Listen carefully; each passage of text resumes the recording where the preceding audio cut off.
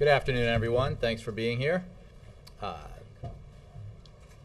Let everyone get settled.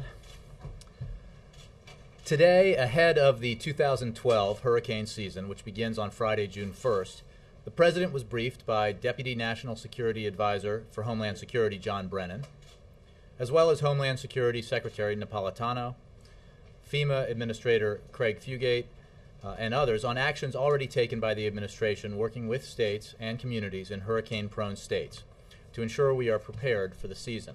At the briefing, the President also heard from the Department of Energy, U.S. Army Corps of Engineers, and NOAA, as well as the state of Florida's emergency management team and a private sector utility representative from Florida Power and Light.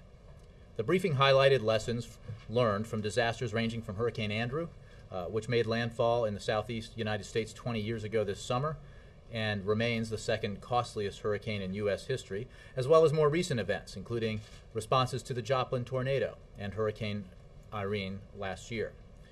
There was also a discussion of steps taken to incorporate lessons learned from major power outages caused by severe weather. The President asked his team to keep him updated on any unmet needs as the season progresses and thanked them all for their efforts. I was able to attend the meeting. It was fascinating, but I brought along with me today a person far more capable of answering your questions as the hurricane season begins. With me is FEMA Administrator Craig Fugate. And what I'd like to do is as we do traditionally, if you have questions for him, address them to him at the top, and then when you are done and finished with those questions, we'll let him leave and I'll be here for other issues. And with that, I give you Mr. Fugate. Well, good afternoon, everybody. Just real quickly, some of the things the President was asking about, lessons learned, particularly we saw earlier this couple weeks ago as he attended the graduation in Joplin. And lessons from Hurricane Andrew and Katrina is if you don't get debris picked up quickly, if you're not able to restore public infrastructure, particularly get schools open, it's very difficult for communities to come back. And so again, applying those lessons, realizing that Joplin was a city, but hurricanes can be much larger. The need to get in quickly, to support and stabilize the governor and local officials, but really key things that we've learned and reinforced with Joplin. You've got to get the debris out so people can rebuild. You've got to get schools open so that children can get back to their routines. And you need to look at this from the standpoint of what the entire team brings together, not just what government does. Private sector is a key component. Without jobs, without services, it's very difficult for communities to reestablish and be able to recover. So again, we continue to work on those efforts, and we continue to encourage people to get ready for hurricanes. And with that, go to Dan. Thank you. Can you tell us what you've learned about the intensity of this hurricane season, and then also what has been learned in terms of all the different agencies communicating the flow of information between all the agencies?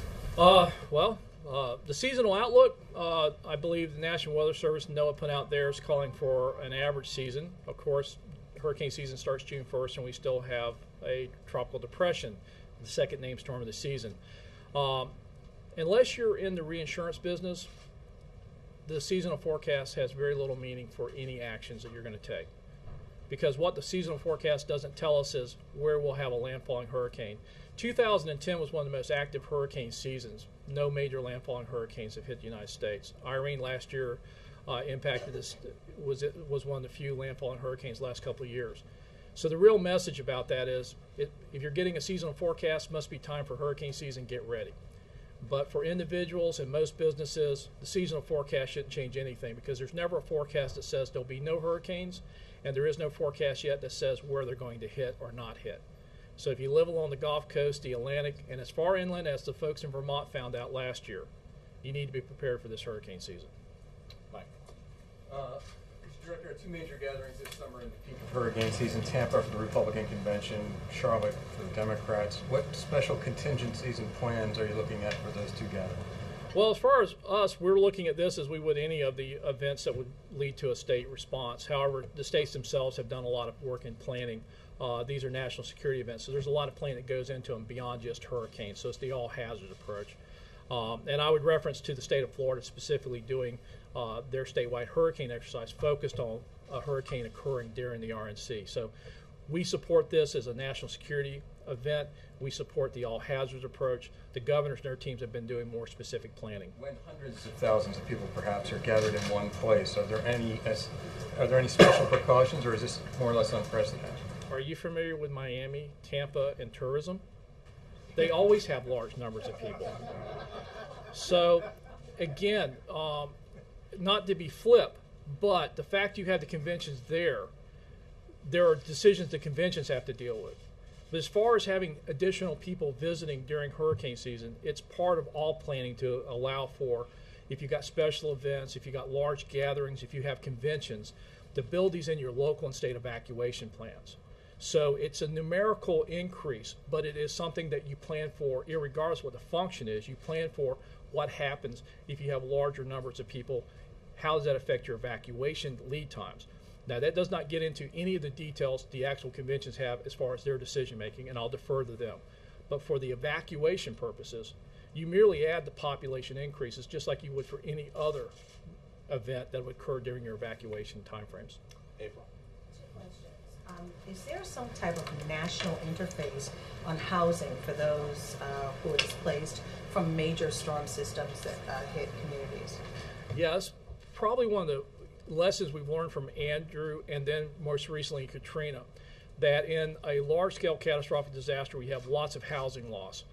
Many people are going to have to leave the area in the immediate short term to get better long-term housing. So we've been working much better at coming up with and working with both our partners at HUD, but also with the private sector on available rental properties and other facilities that may be available outside of the area of impact, and then make these available to disaster survivors as potential options if they wish to relocate out of that as part of the FEMA temporary housing program.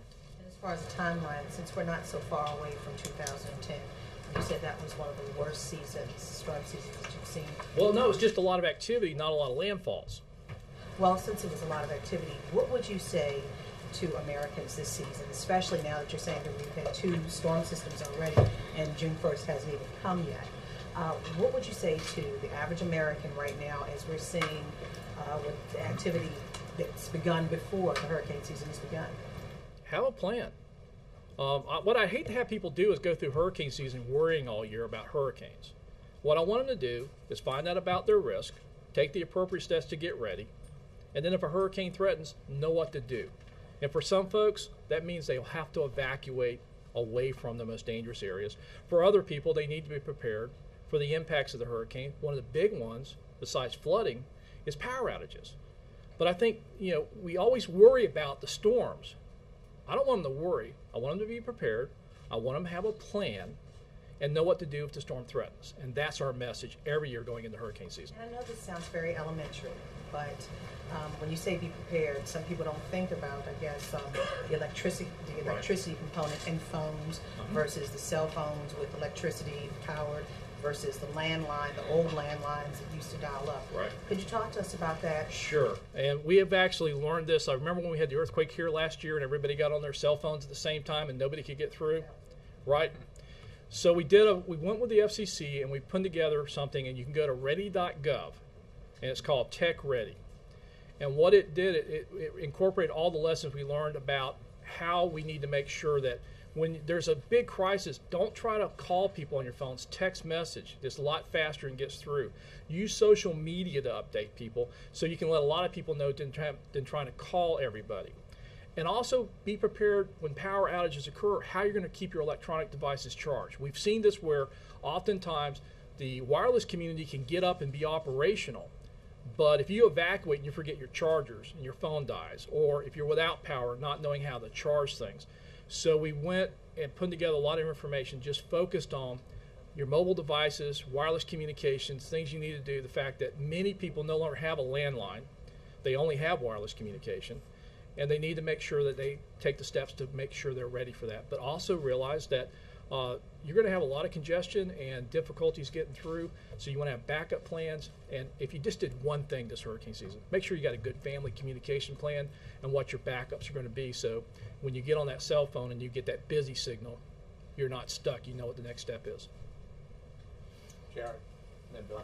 Commissioner, early warning measures. After Irene last year, it came out that some of the budgetary plans that were considered might eliminate funding for early warning measures, like what was saving lives in Kansas a month and a half ago and the hurricanes last year. Are there any budgetary plans in place, or is there any concern by FEMA at this point that we might eliminate early warning measures? Specifically, what early warning measure? Because we've got a whole lot of new stuff that's rolling out this year as we speak. Well, I guess my question is more about budgetary plans that are being considered by Congress and proposed by the White House.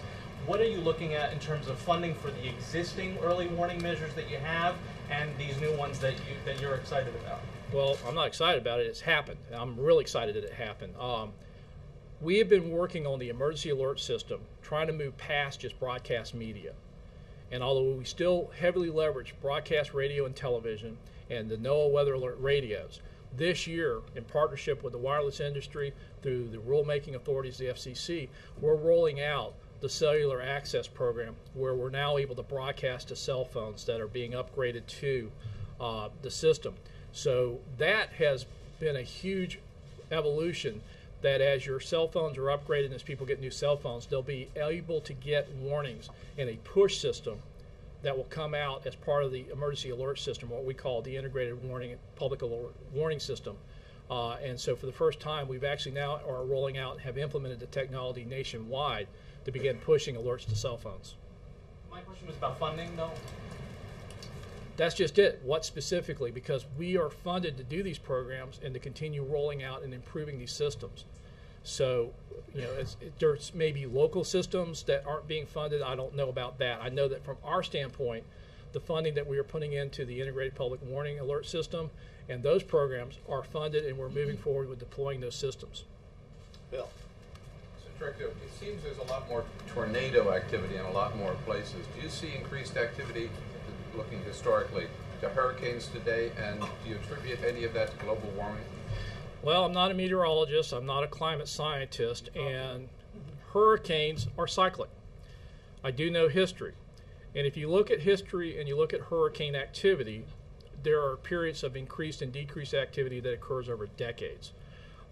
Throughout the 60s, 70s, early 80s, up until about 95, the Atlantic was actually in a period of below average activity, even though you had significant storms like Andrew, Frederick, and David.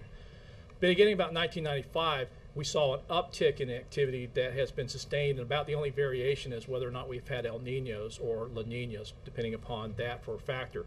But you look back for the amount of information we have going about the 1850s, you'll see a cycle, and it's over decades, of increased activity and decreased activity.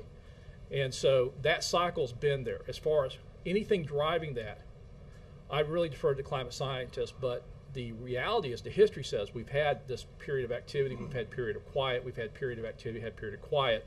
And so what we've seen is not what we've seen this in history before.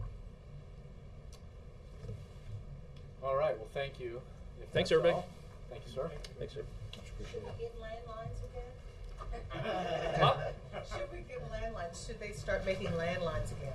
No, make sure you have a charger for your cell phones, and preferably make sure you got something that you can charge it with a battery, little battery chargers, just in case you don't have power, and add to your evacuation kits your cell phone chargers. We're seeing, and this is, again, time and time again, oftentimes wireless communication is coming up as fast as the wireline communications. So again, yeah, it's good to have a phone system, but since most people and a lot of people now are going totally to wireless, they don't have a landline at all in their homes. Make sure you have emergency power and the ability to charge it when the power's out. Sorry, did you? Thank you. With that, I will go to questions on other matters. Jim. Thanks, Jay. On Syria, in lobbying the Russians, how receptive is Moscow to the president's argument that it hurts Russia's reputation in the world community, that they're perceived as friendly to the Assad regime? And could potentially the Russians play a similar role in Syria as the U.S. played in Yemen to negotiate Assad's exit? We are certainly speaking with the Russians as well as other members of the United Nations Security Council about Syria. We were very clear about our disappointment of the veto exercised by both Russia and China on the resolution regarding Syria, calling on Assad to cease and desist from his brutal campaign against his own people. And as I've said many times, and others have, we are in regular consultations with the Russians and others about what we are seeing happening in Syria and the need to put further pressure on the Assad regime, the need to isolate the Assad regime further, and to bring about the political transition that Syrians so desperately deserve and desire. I won't speak for any other government. I would simply say that it is our belief, and it's a belief that we express in these conversations, that supporting the Assad regime is placing oneself or one's nation on the wrong side of history. Assad will be remembered forever for what he did this past weekend and what he has done for the past 15 months. He squandered an opportunity to preside over a political transition that would improve the position of Syria in the international community and, most importantly, improve the lives of his citizens. And that will not change. So it is certainly our belief that as events progress in Syria and as we continue to consult with members of the Security Council and other nations, including, of course, nations who are part of the Friends of Syria, that we will make the argument that more action needs to be taken to pressure and isolate the Assad regime, to hold it responsible for what it has done. And I think, as you've probably seen, there has been further action taken today in terms of sanctions against another bank. This is a process that involves a number of steps towards an end. Steps like the ones that were taken yesterday in coordination with other nations that resulted in the expulsion of Syrian diplomats from a number of countries. Steps that have, for many months now, increased the isolation and pressure of and on the Assad regime. How much of an obstacle does the administration view the Russians, and to some degree the Chinese too, but the Russians in particular, on achieving anything with the Annan plan? Well, the Annan plan is broadly supported and by the United States and other members of the Security Council. The issue here is Assad's refusal to comply with the Annan plan, despite the fact that he promised he would. The question I think you're asking is, what if the Annan plan ultimately does not succeed, if Assad does not abide by it, does not cease firing and withdraw his forces, what then are the next steps, and what kinds of consultations will we have and are we having with other countries regarding possible next steps? And clearly those consultations are with many countries, including Russia. But I can't preview for you what, or speculate for you what might be included in next steps. We are continuing to work with a number of nations on this issue and continuing to shine a spotlight on the appalling, depraved behavior of the Assad regime. On one other subject, that the Polish Prime Minister says he's not completely satisfied with the White House explanation over the President's reference to Polish death camps. Does the President have any plans to call Prime Minister Tusk and offer an explanation?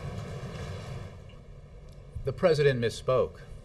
He was referring to Nazi death camps in German-occupied Poland, and as we've made clear, we regret the misstatement, and that simple misstatement should not at all detract from the clear intention to honor Mr. Karski, and beyond that, all those brave Polish citizens who stood on the side of human dignity in the face of tyranny. On several occasions, including his visit last year to the Warsaw Ghetto Memorial, his remarks at the Holocaust Museum just last month, and his video message at the 65th anniversary of the liberation of Auschwitz, President Obama has paid tribute to the terrible loss of innocent Poles in Nazi death camps during the Holocaust. Again, we regret the misstatement, but that's what it was. It was a misstatement, and I think it's important to see this in the context of awarding this medal in honor of the remarkable bravery of Mr. Karski and other brave Polish citizens who stood on the side, as I said, of human dignity in the face of the 20th century's most terrible tyranny. Yes? Jay, thanks. Two questions. Starting with Syria, has the President's new Atrocities Prevention Board met to consider a response to the Syrian crisis, particularly since the Hula massacre? I'm sorry, has the President's new Atrocities Prevention Board, which he actually announced at the Holocaust visit, I'll have to take the question. I don't know the answer to that. All right, then the second thing I'd like to try on is the Eurozone, which seems to be gathering speed, the crisis which seems to be gathering speed. Could you talk about how the President is monitoring the situation there? If he has spoken with any European leaders in the last few days to discuss the steps that have been taken to restore confidence? I don't have any specific conversations involving the President to read out to you, but as we've said in the past, and it continues to be true, he is in frequent contact with his European counterparts. He, as you know, recently hosted European leaders and others at the G8 at Camp David, as well as, of course, at the NATO summit in Chicago. The Eurozone crisis was very much a topic of conversation, especially at the G8. And those conversations continue, both at the highest levels as well as at the level of the Secretary of Treasury and other officials, Lael Brainerd from Treasury and others. So, as I think the President has made clear, we view this as a matter of concern. That is why we have spent so much time consulting with and advising our European friends on it. We bring to those consultations a certain amount of wisdom through experience that we hope our European allies and friends find helpful as they chart their course. We've made clear that the Europeans have it within their own capacity to resolve this crisis. They have taken some important steps. They have embraced some important reforms, but much more needs to be done. Yes? Governor Romney today said that the administration has been, quote, sitting on the back burner and leading from behind while the situation in Syria becomes unacceptable. Your reaction? I would simply make clear that the President and the United States have led on Syria as he and we have led throughout the upheaval known as the Arab Spring. I think perhaps not this critic, but others of the same ilk use that phrase to criticize the President with regards to Libya. I think history will demonstrate that the course of action the President took in that specific instance was the right one. And I think that every one of these situations that have arisen within the Arab Spring demands a different response because of the different circumstances that surround them. We've been through this on a number of occasions when I'm asked, and we discuss the comparisons and the distinctions between Libya and Syria.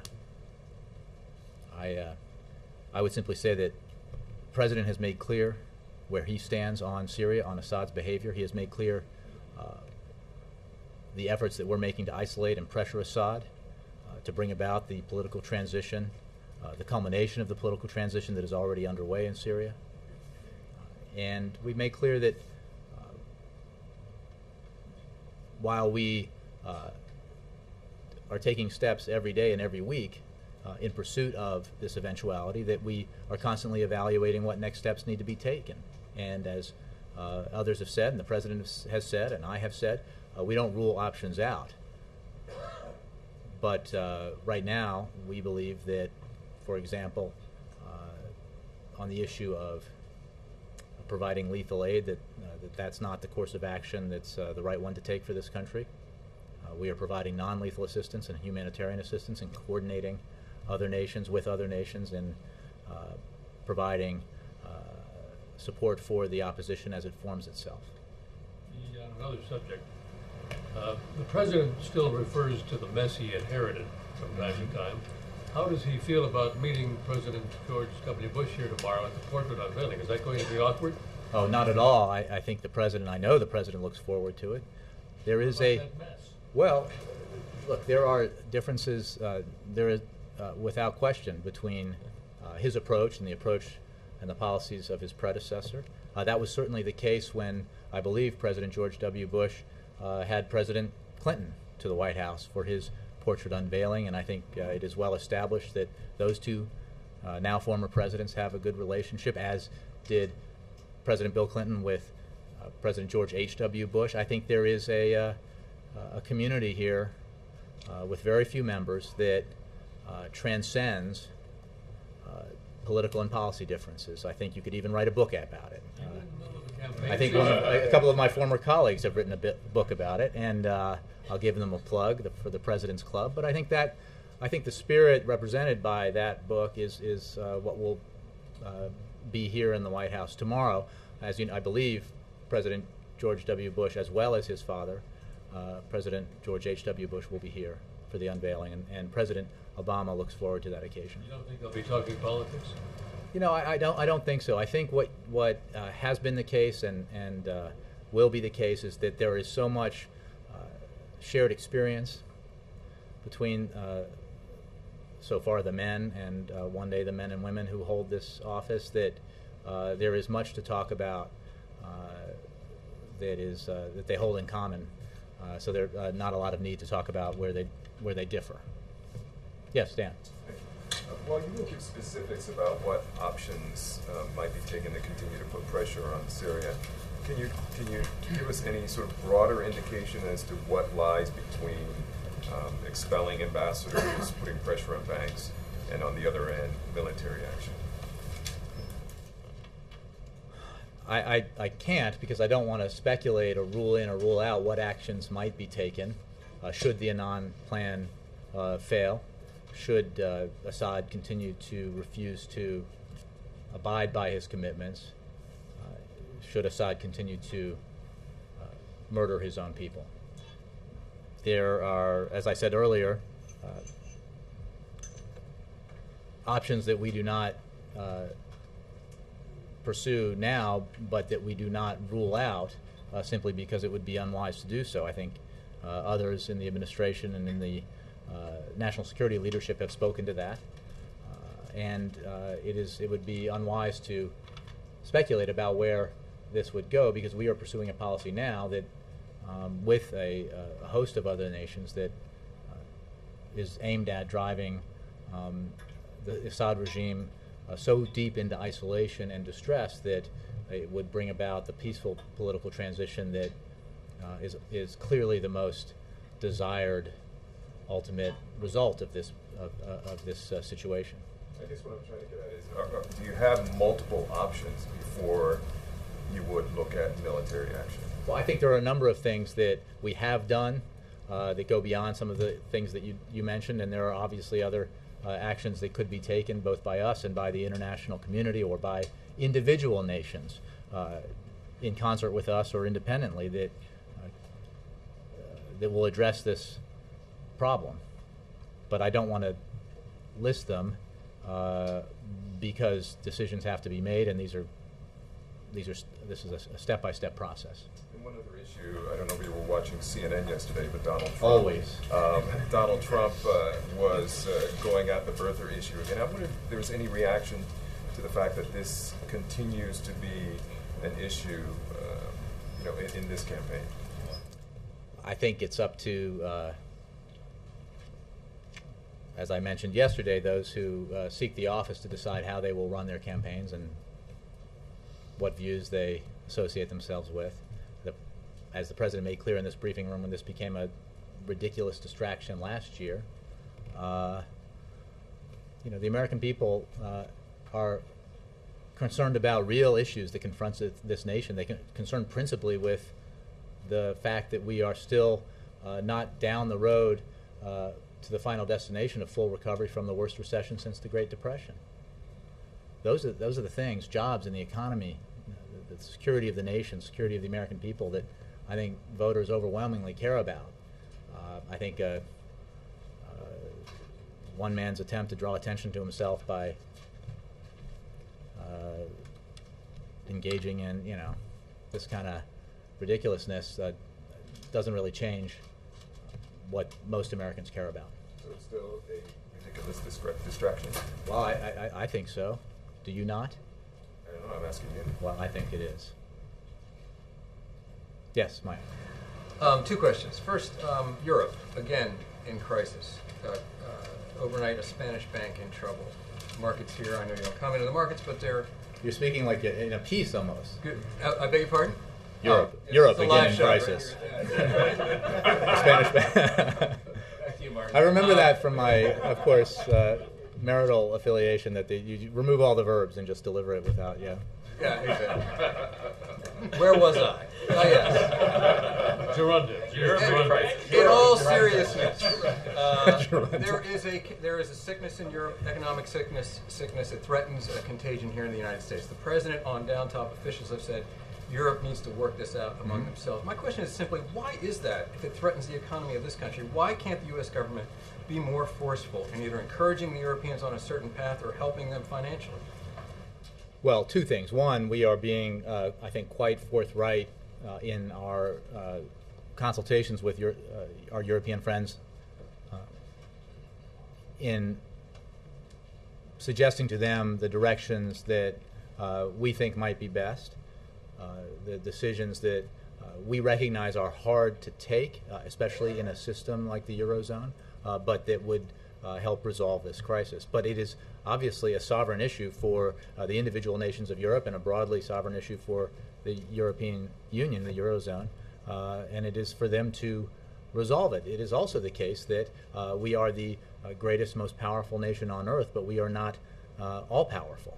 And that is why we must focus our efforts first and foremost on the things that we can directly control and completely control, which are the actions that we can take to help our economy grow here at home, to help our economy create jobs here at home, in part to insulate ourselves from the impacts of events that we cannot wholly control, whether they are economic crises in a parts of the world, or natural disasters in other parts of the world, or even here at home. So to bring it back to the beginning of this briefing, and that's why the president continues to push Congress, as he did when he signed the reauthorization of the Export-Import Bank today, to take action together in a bipartisan way to help the economy grow.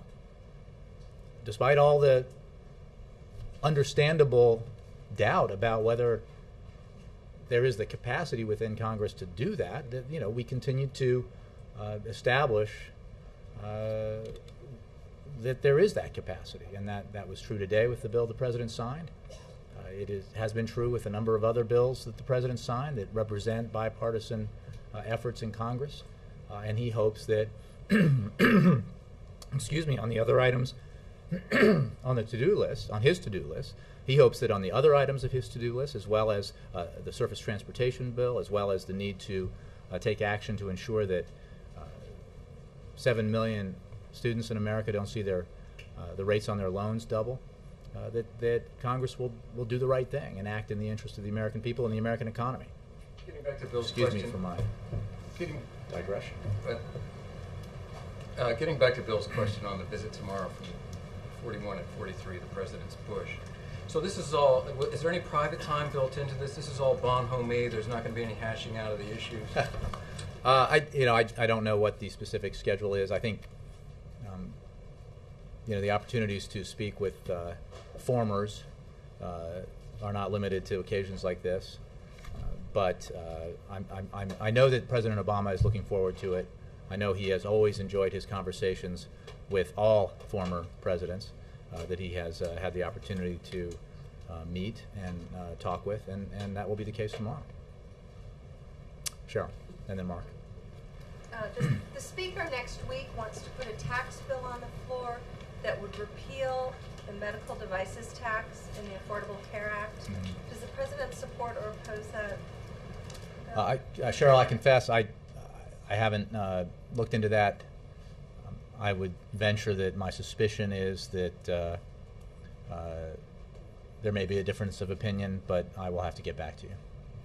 I think I said yes to somebody, but now Mark, yeah. Have you got any more to tell us about the tone of the phone call between President Obama and Mitt Romney today? Well, look, it was very collegial and friendly. It was not, of course, particularly long. I think the campaign put out a statement about it. The President discussed mentioned how he looks forward to what he believes is a very important debate that will be engaged during this campaign.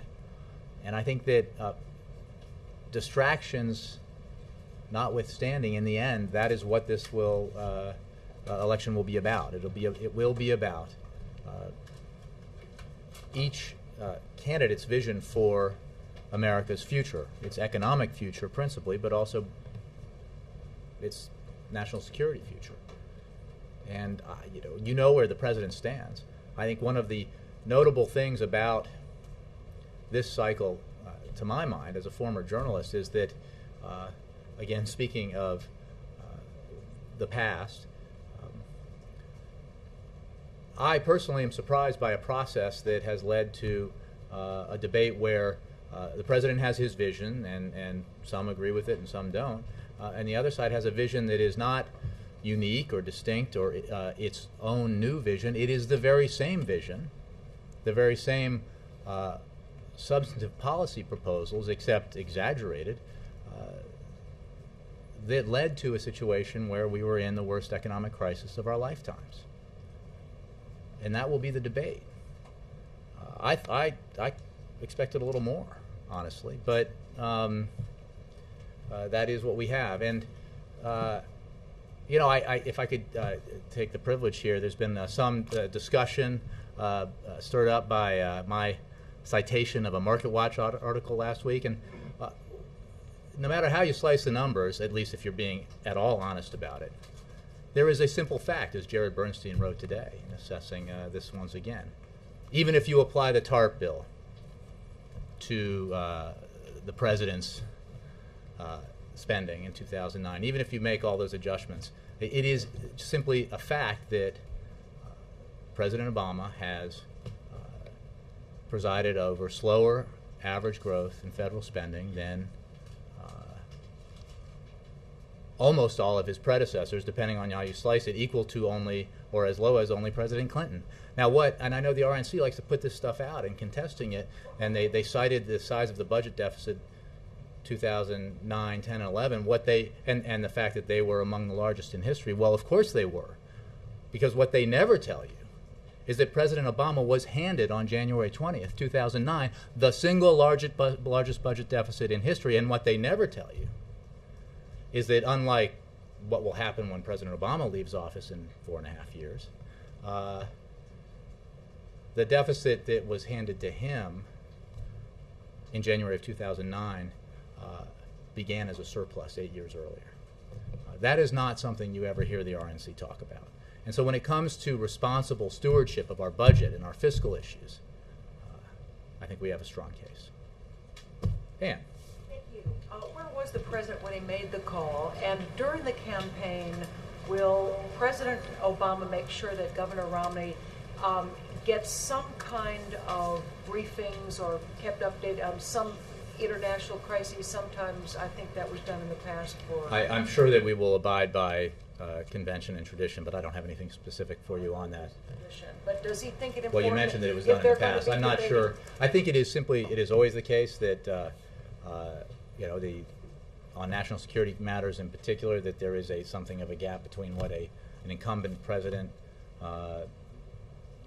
has access to and needs to have access to versus a candidate. But I just don't know how that process works, and I'll have to take the question. And I think he was here in the White House. in the West Wing. Did he make the call from the Oval Office? I believe he did. Is that correct? We'll double check. I was in a meeting, but yeah, I think so. Because he came out, I think it was it before or after the hurricane briefing? We'll check. But it was here in the West Wing, most likely in the Oval. Yes, Donovan. I just want to follow up real quick. I'm not sure that we got an answer to the question. Is the president, That's or impossible. did the president call the Polish prime minister, or does he have plans to? I don't have any calls to read out to you or preview for you. I think I made clear, the statement makes clear that this was a simple misstatement, and we regret it. I think it is, if you look at the context here, it is absolutely obvious that the purpose here was to honor with this incredibly significant medal, the remarkable bravery of Mr. Karski and those Polish citizens who fought against the terrible tyranny of the Nazis, and that it was Nazi death camps that the president was referring to. So I don't have any other details for you on that. I only asked simply because of the Polish prime minister's No, I understand, and statement this morning. So I was wondering. I don't have anything new for you on it, except what I just. On a lower level with the Polish prime minister. Well, I just don't have anything for you on that. We obviously consult regularly with all of our allies, including Poland. Yes, Jake. The House is, I think this afternoon, preparing to take up a bill that would ban gender selection as a factor in abortions in this country. And I was wondering, I haven't seen it as a statement of administration policy. I was wondering if the White House had a position on that. I will have to take that as well. Been focused on other things, but I will get back to you. Bill. I'm sorry, Leslie and Bill. Yeah. Yeah, Jay, last week the State Department issued a visa, and Mariela Castro, Raul Castro's daughter, visited, and it created quite a stir. There wasn't one in 2002. Were you taken aback by that, and did you know if the president had any talks with any of the Democratic critics of that decision? I don't know. I don't know that he did, but I think I don't have any additional comment beyond what others have said on that matter. I think the State Department took those questions because it's a visa issue. And endorsement of the president? Again, I wasn't even aware of that. Bill. Jay, thanks. Next Tuesday is the recall election in Wisconsin. Tom Barrett, the Democratic candidate, against Governor Scott Walker. Has the president endorsed Tom Barrett? Does he plan to? You might ask the campaign. I'll have to take the question. Not that I'm aware of, but I'll take the question. The DNC chair, Debbie Wasserman Schultz, said that she felt that a loss by Tom Barrett would not have any national impact if the Democrat lost there. Do you know if the president shares that view?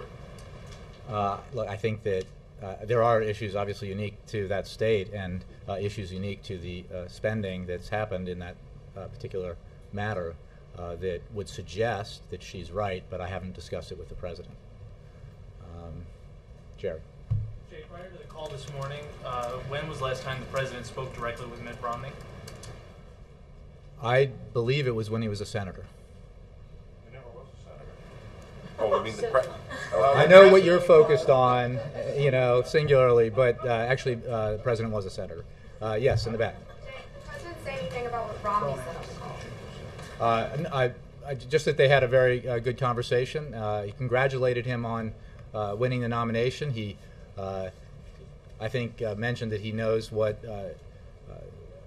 how difficult a process that is, having gone through it in 2008. Also, a fairly prolonged primary season, and said he looked forward to the debate in the fall. I'm sorry.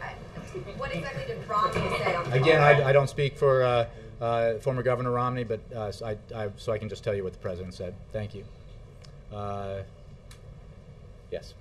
Oh, thanks, Chair. Sure. Yeah, just adding to the what you were talking about with regards to the spending.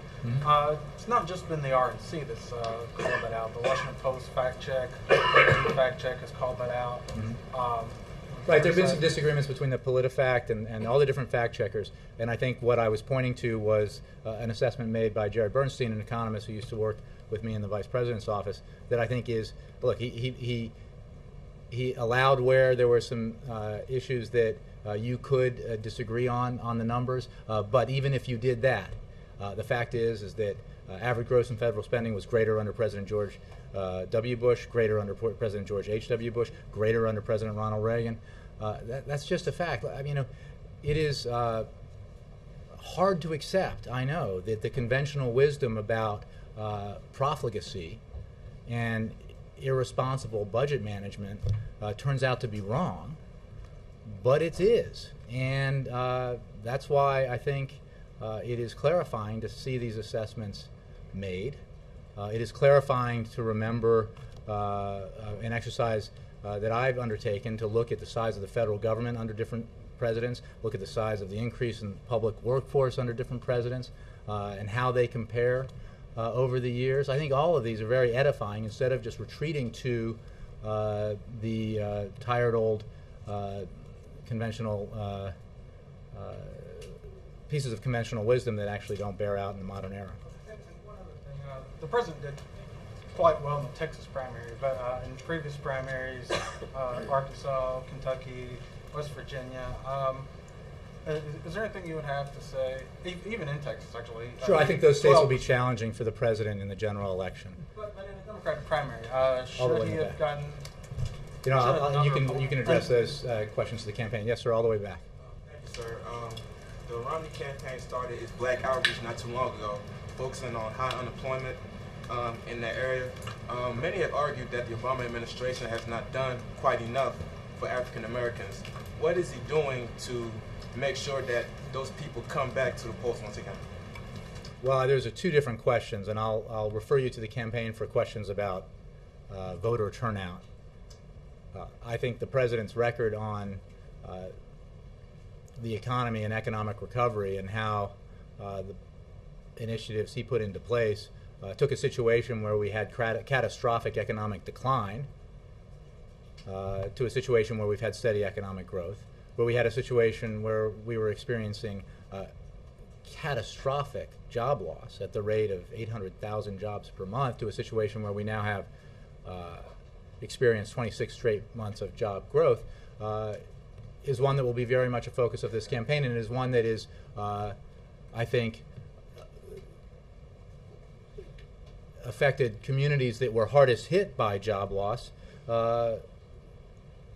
as well as other communities. I think that our efforts on surface transportation and other areas, there are a number of measures going back to the Recovery Act and others that had, because of the nature of the assistance and the nature of where job loss was most keenly felt, had a disproportionate effect on certain communities, including the African American community.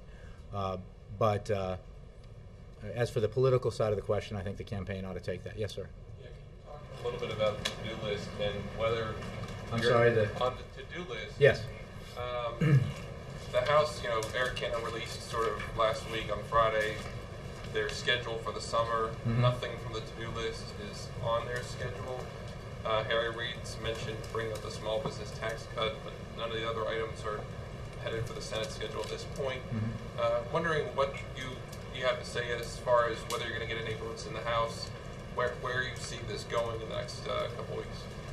Well, look, I think, as I said in response to an earlier question, the President will continue to push Congress, both the Senate and the House, to take action on these kinds of measures that have traditionally enjoyed bipartisan support, whether they make a specific agenda for the next few weeks or not, and act on them, because they can pass, they can be signed into law, and they can help the economy grow and create jobs. I think that whether you're a Republican leader in the House or a Democratic leader in the Senate, you are for cutting red tape so responsible homeowners can refinance. You're for investing in a new higher tax credit for small businesses. You're for creating jobs by investing in affordable, clean energy for the most part. And you're for putting returning veterans to work using skills developed in the military. And I assume you're for rewarding American jobs and eliminating tax incentives to ship jobs overseas. Excuse me. So these are things that I think